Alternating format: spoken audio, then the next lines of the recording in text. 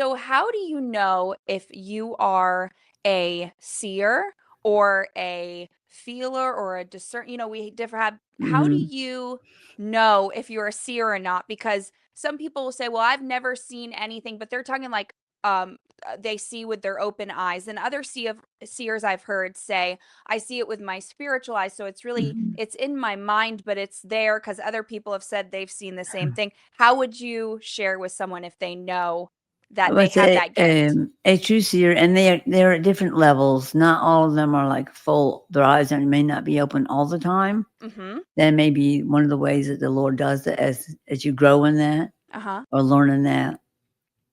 My eyes were always open. Mhm. And so I was sent as a seer. I didn't just develop it. I had it with me when I came.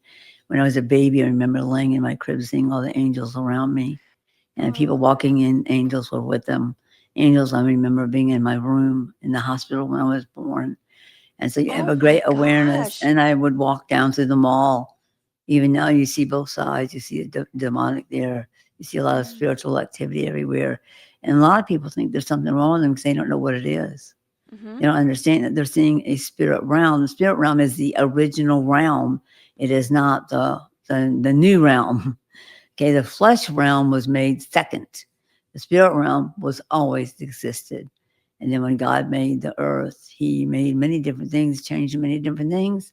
And but some people he did put on the earth as seers so that they could maybe inform people or whoever people needed to know something could have more understanding about that. But as a seer that was born that way, Mhm. you would never stop seeing. You never stop Wow. seeing activity. So, for people who really desire that cat, can they ask the Lord for that gift, or is it either you have it or you don't? Um, I I think they probably can ask him whether he will do it at what time or what measure, as we said mhm. that before. Mhm. I know some people who got prayed for to receive that, a seer. Lots of times you'll see a burst of light while your eyes are shut. That is a sign that you're beginning to develop it. The more it Wow. creates, the more images you see more clearly.